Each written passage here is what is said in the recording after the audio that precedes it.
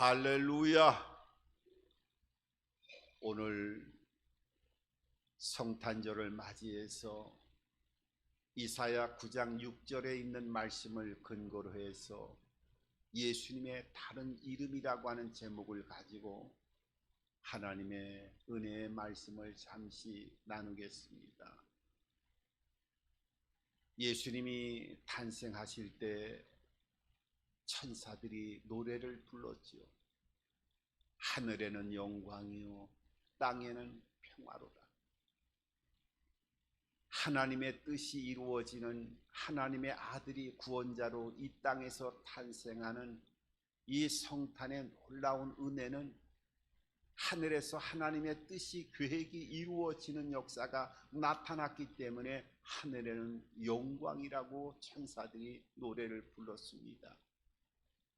그리고 땅에는 평화. 이 땅에 예수 그리스도의 탄생을 통해서 예수 그리스도를 믿는 모든 자들에게 또 이 땅에 죄와 사망의 두려움 속에 눌려있던 온 우주에 하나님의 평강이 임하여지고 그 평강을 통하여 주님의 나라가 세워지는 은혜가 임하여졌음을 천사들이 선포하는 것을 보게 되어집니다. 이 성탄절에는 하나님의 사랑을 또한 살펴볼 수 있는 은혜가 임하여져야 될 줄 믿습니다. 어느 소녀가 있었습니다. 이 소녀의 어린 시절에는 아주 불행한 삶을 살아갔던 그런 소녀였어요. 아버지를 일찍 여의었고 홀 어머니와 함께 어린 시절을 보냈는데 얼마나 그 참혹한 굶주림의 시간을 보냈는지 그 어린 시절 때는 밥을 먹는 그런 삶을 살아가는 시간보다도 배를 굶는 시간이 더 많았다고 합니다. 오죽하면 밥을 먹지 못해가지고 굶주림에서 그 절망 가운데 고통 가운데 시간을 보내다가 그만 아이가 아사 직전에 죽을 단계까지 가가지고 동네 사람이 발견해가지고 이 아이가 그 절망적인 기아의 상태에서 생명을 건졌다고 합니다. 그런데 그것뿐만 아니라 그런 절망적인 상황에서 2차 세계대전이 터지니까 사람이 생존할 수 있는 여건이 더 궁핍하고 어렵게 되어졌지요. 그 절망 가운데 있다가 한 자선단체의 도움을 받게 되어집니다. 국제 연합 아동 구호 기금이라고 하는 이 구호 단체의 도움을 받아서 그 먹을거리를 해결하게 되어져요.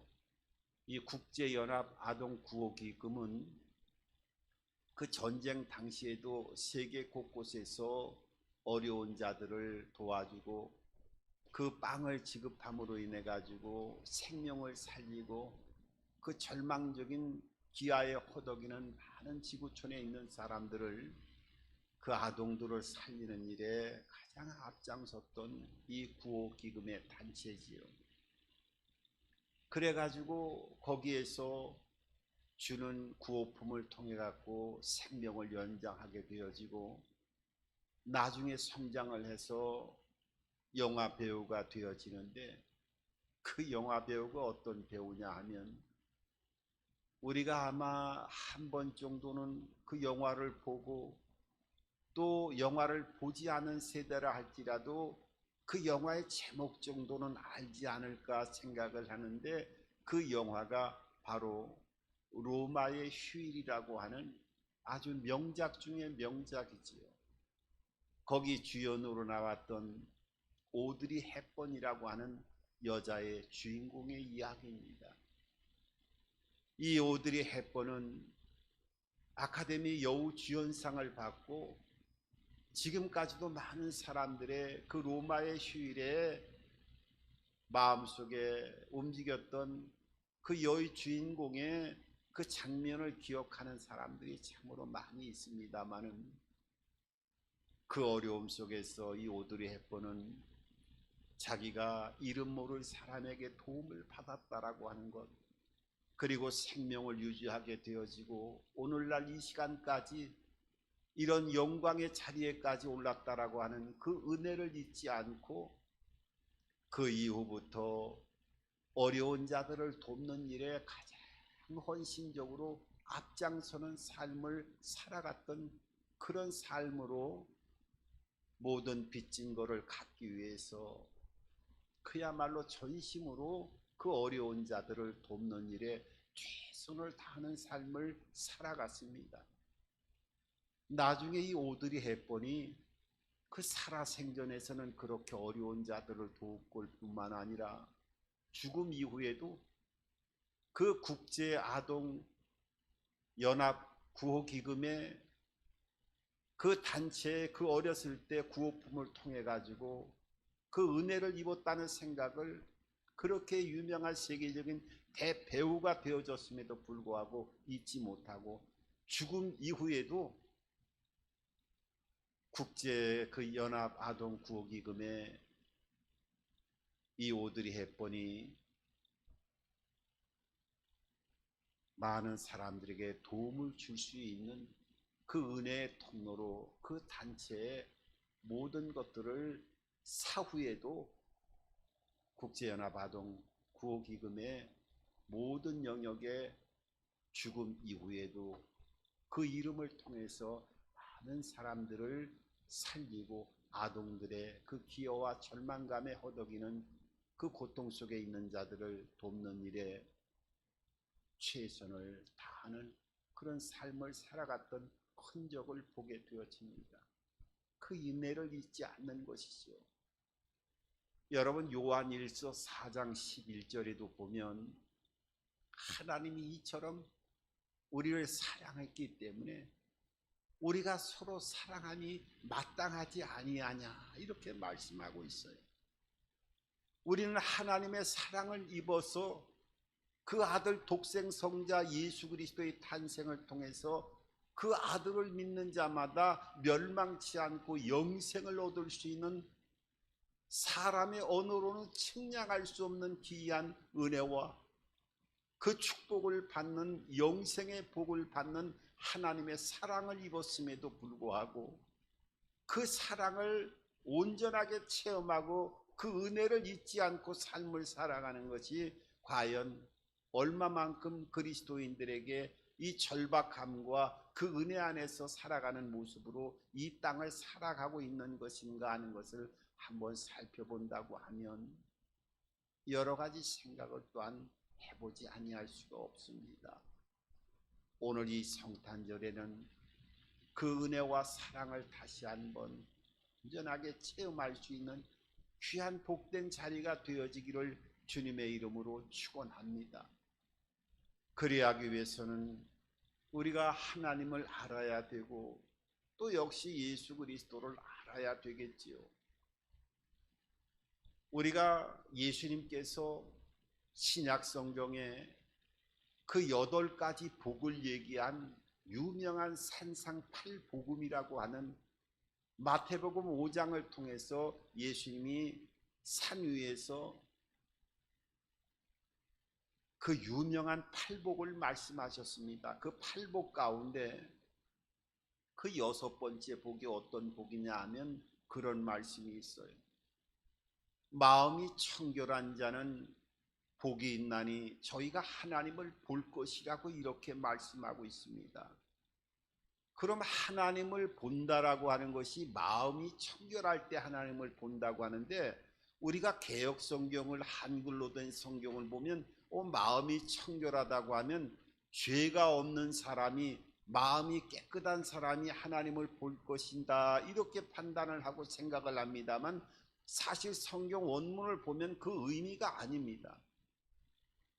우리가 마음이 청결해야 하나님을 본다고 하면, 죄를 하나도 짓지 않아야 하나님을 본다고 하면 이 세상에서 어떤 사람도 하나님을 한 사람이라도 볼 수 있는 사람이 없을 것이라고 하는 생각을 해봅니다. 왜냐하면 우리는 이 땅을 살아가면서 육체를 가지고 삶을 살아가기 때문에 이 육체 안에서 죄를 짓지 않고 환경 속에서 완전한 자유함을 누리고 삶을 살아간다고 하는 것은 사실상 불가능하기 때문에 그렇습니다.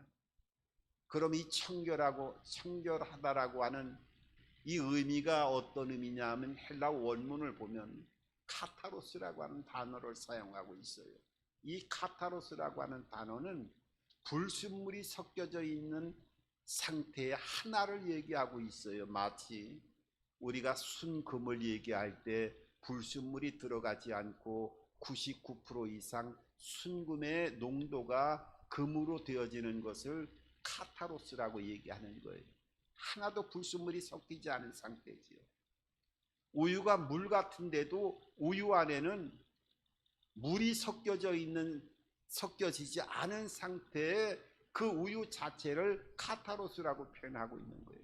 그러니까 마음이 청결하다라고 하는 것은 죄가 없는 것이 아니라 마음이 두 마음으로 나눠지지 않고 집중해서 하나님을 본다고 하면 하나님을 만날 것이라고 하는 것을 말씀하고 있는 거예요. 참 유명한 팔복 중에 말씀이죠.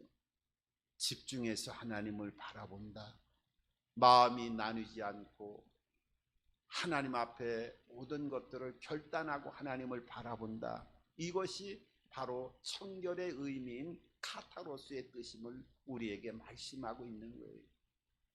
이 성탄절이라도 우리가 이제 한 해를 이제 돌아보는 시간들이 또한 연말 12월의 한복판 말미에 지금 서 있는 우리의 모습을 바라보면서 하나님 앞에 집중하고 예수 그리스도께 집중하고 성령의 음성에 집중하는 이 카타로스의 삶을 통해서 하나님을 만나고 볼 수 있는 은혜가 특별히 이 성탄을 통해서 여러분들의 모든 삶의 영역에 나타나고 그 영광이 함께하기를 주님의 이름으로 다시 한번 축원을 드립니다. 오늘 이 이사야 9장 6절의 본문의 말씀은 예수님이 탄생하시기 전에 700년 전에 이사야 선지자를 통해서 예언한 하나님의 아들이 어떤 모습으로 이 땅에 태어날 것인가 하는 것을 5가지의 예수님의 이름의 또 다른 이름으로 700년 전에 예수님의 탄생을 예언한 또 다른 이름의 모습을 우리들에게 말씀하고 있어요. 오늘 보면 예수님은 이 땅에 오실 때 5가지의 모습으로 이 땅에 오신다는 거예요. 그럼 5가지의 모습이 어떤 모습이냐? 제일 먼저 말씀한 것은 기묘자로 오신다고 말씀하고 있어요. 이 기묘자라고 하는 것은 이 원문을 보게 되면 이사야서의 그 히브리 원문을 보게 되어지면은 뭐라고 말씀하고 있냐면 펠레라고 하는 단어를 쓰고 있는데 이 기묘자는 아주 기이한 사람으로 이 땅에 온다는 거예요. 그러니까 일반적인 사람이 아니라 당연하지요. 원래 태초에 계시던 하나님이 육체를 입고 성령으로 잉태해서 사람의 몸으로 온다는 그 자체가 기묘자의 모습으로 오는 거예요. 그래서 성경에 우리가 복음서를 4복음서를 얘기하지요. 마태복음, 마가복음, 누가복음, 요한복음 4복음서는 내용이 비슷비슷한 것 같으면서도 여러 가지 말씀하시는 목적 자체가 조금씩 근본적으로 다른 것을 보게 되어져요. 마태복음은 유대인들의 왕으로 예수님이 이 땅에 오신다고 하는 것을 말씀하시는 성경이 마태복음입니다. 그러니까 왕으로 오신다는 거예요. 마가복음 자체는 그 왕으로 오심에도 불구하고 가장 낮은 자로부터 낮은 곳으로부터 섬기는 종의 모습으로 이 땅에 오신다고 하는 것을 아주 역설적으로 말씀하고 있어요. 한쪽은 왕으로 오시고 한쪽은 종으로 오신대요. 그리고 누가복음은 하나님이 어떤 분으로 오세요? 사람으로 오신다는 거예요. 사람으로, 인자로 오신다는 겁니다. 그래서 누가복음은 인자에 대한 말씀으로 계속 말씀을 말씀하셔요. 하나님이 사람으로 오신다는 거예요. 그리고 요한복음은 뭐예요? 요한복음은 하나님으로 이 땅에 오신다고 하는 것을 말씀하고 있어요. 그러니까 왕으로 오시고 또 종으로 오시고 사람으로 오시고 하나님으로 오신다고 하는 것을 이 사복음서를 통해서 아주 집약적으로 말씀하고 있어요. 그러니까 기묘자의 모습으로 이 땅에 오신다는 거예요. 한 부분에서는 종이 되기도 하고 한쪽에서는 사람의 모습으로, 이해할 수 없는 모습으로 나타나기도 하고, 온 우주를 만드시고 창조하신 하나님의 모습으로 요한복음에는 예수 그리스도께서 이 땅에 오시는 기묘자의 모습으로, 펠레의 모습으로 이 땅에 오신다고 하는 것을 말씀하고 있어요. 두 번째는 어떤 모습으로 예수님이 탄생하신다고요?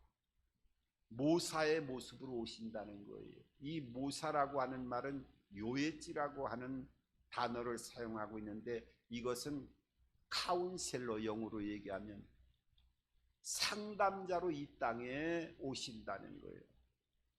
그러니까 예수님을 만나게 되어지면 어떤 문제라도 상담이 가능하고 해결책이 있다는 거죠. 근데 이 유능한 상담자로 오시는 모사로 오실 때 상담자로만 오시는 것이 아니라 그 상담 자체의 문제를 근본적으로 해결하실 수 있는 분으로 이 땅에 오신다는 겁니다.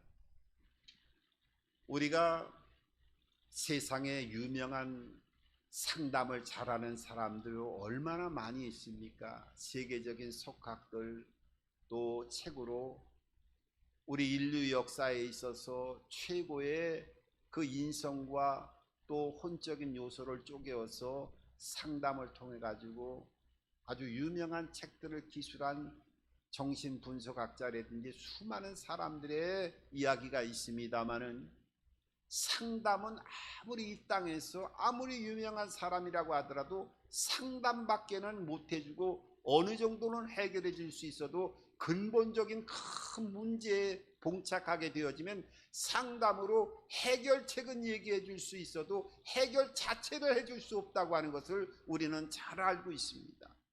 그런데 예수님은 어떻게 해요? 상담자로 오셨을 뿐만 아니라 그 예수님은, 상담자이신 예수님은 상담 자체의 문제를 어떤 문제라가 할지라도 그 문제를 해결하실 수 있는 분으로 오셨다는 거예요. 그래서 우리가 문제가 있어서 사람이 해결할 수 없는 문제가 있으면 예수님의 이름으로 붙들고 기도하면 그 문제를 해결해 줄 수 있는 분이기 때문에 모사라고 하는 상담자, 해결자의 모습으로 이 땅에 오신 것을 보게 되는 겁니다. 마치 가나의 혼인잔치에서 포도주가 떨어져서 그 잔치가 완전히 즐거움이 아니라 어둠 속에 그 결혼식 자체가 큰 문제가 있는 것 같이, 그 당시의 시대적인 상황에서는 포도주가 떨어진다고 하는 것은 결혼의 찬물을 완전히 끼얹는 것과 마찬가지 상태에서 물을 포도주로 만들어주는 이 놀라운 첫 번째 기적의 사건을 통해서 예수님은 어려운 상태에서 문제를 근본적으로 사람이 해결할 수 없는 문제를 물을 가지고 포도주로 만드는 이런 사건을 통해서 모사의 모습을 보여주셨어요. 또한 5,000명이 먹고도 남음이 있는 이 오병의 기적도 그 어둠이 다가올 때 빈들에서는 그 사람들의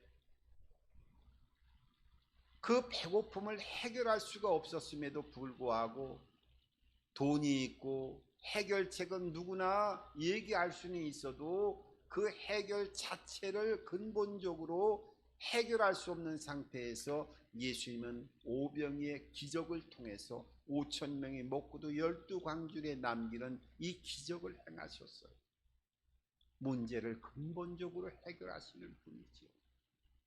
그래서 우리가 어떤 삶 속에서 영육 간에 또 영적인 문제, 또 혼적인 문제, 육적인 문제, 어떤 문제라 할지라도 문제가 있으면 예수님 앞에 모든 것들을 믿음으로 맡기고 내어놓고 기도하고 또 해결해 주실 것이라고 하는 확신을 가지고 나아간다고 하면 이 모사되어지는 카운슬러 되어지시는 주님께서 근본적으로 문제를 해결해 주시고 은혜를 베풀어 주신다고 하는 것을 믿음으로 여러분들이 마음속에 꽉 붙드시고 오늘 이 모사의 요예지에 하나님을 다시 한번 예수 그리스도의 탄생을 통해서 만나고 경험하는 은혜가 있기를 주님의 이름으로 축원합니다. 오늘 예수님이 오실 때 세 번째 또 다른 이름을 가지고 말씀하고 있는데 이것은 오늘 전능하신 하나님이라고 말씀하고 있어요. 이 전능하신 하나님이라고 하는 것은 엘기뿔이라고 하는 이 말을 단어를 사용하는데 전능하신 하나님, 창조주 하나님이시라는 거예요. 예수님이 사람의 옷을 입고 왔지만은 원래 이 육체를 입기 전에 우주 만물을 만드시기 전에 그 전에 하나님과 함께 계셨던 분이라고 하는 것을 전능하신 하나님 엘길뿔 하나님의 모습으로 예수님이 이 땅에 오실 것이라고 하는 것을 예수님이 오시기 700년 전에 말씀하셨어요. 예수님은 요한복음 1장에도 태초에 말씀이 계시니라 이 말씀이 하나님과 함께 하셨고 이 말씀은 하나님이라고 요한복음 1장 1절은 선포하시고 나서 우주 만물이 천지가 이 예수님이 없이는 하나도 이루어진 것이 없다고 하는 것을 제일 먼저 예수 그리스도의 선제성에 대해서 우주 만물을 만드시기 전부터 하나님과 함께 계셨다고 하는 것을 선포하시고 그 하나님이 이 땅으로 오셨다고 하는 것을 육체로 가시고 오셨다고 하는 것을 이 예언서의 이 엘기뿔 전능하신 하나님의 모습으로 말씀하고 있어요. 우주 만물을 만드셨고 이 우주 만물을 만드신 상태에서 우주 만물이 움직이기 위해서는 시간이라고 하는 것이 필요하고 공간이라고 하는 것이 필요한 거예요. 생명체나 동물이 살기 위해서는 어떤 그림 속에서 생존하는 것이 아니라 이런 공간에서 그 생명체가 살아야 되기 때문에 하나님은 공간부터 먼저 창조하시고 그 공간이 정체되어 있는 것이 아니라 흘러가는 과거와 현재와 미래를 이 시간이라고 하는 통로를 통해서 만들어야 온전한 생명체가 움직이고 활동을 하게끔 되어 있는 거예요. 그러니까 하나님은 예수 그리스도는 시간과 공간을 다 창조하신 거예요. 여러분, 예수님은 2000년 전에 부활하신 하나님이십니다마는 우리가 하나님은 나이를 먹지 않는다 그래 천년이 하루 같고 하루가 천년 같고 몇천 년 전에 수만 년 전에 하나님은 오늘날에 똑같은 하나님이 되시는 거예요. 나이가 드시지 않는 거예요. 우리 인간은 나이가 들잖아요. 태어나서 청년의 때가 있고 중년의 때가 있고 노년의 때가 있고 또 이 땅을 떠나갈 때가 있어요. 이거는 시간이 흐르기 때문에 그러는 거지요. 이 시간을 예수님께서 창조하실 때 만드셨기 때문에 우리가 이 시간도 우리의 삶 가운데 어떤 삶을 살아갔느냐 이 시간을 반드시 정산하고 물어볼 때가 우리의 육신의 장막이 무너진 그 이후에 하나님의 심판대 앞에 섰을 때 우리가 시간을 어떻게 활용했는 것인가에 대해서 시간을 창조하신 예수님께서 반드시 물어보게 되어질 것입니다. 우리가 창조주 예수님에 대해서 다시 한번 우리의 마음을 열어서 시간을 잘 발휘하고 우주 만물의 창조의 역사를 예수 그리스도의 눈으로 바라볼 수 있는 삶을 통해서 더욱더 부유하고 넉넉한 믿음의 삶을 살아갈 수 있는 여러분들이 되기를 바랍니다. 그리고 오늘 이 전능하신 하나님뿐만 아니라 오늘 이 9장 6절에는 영존하시는 아버지의 모습으로 예수님을 말씀하고 계십니다.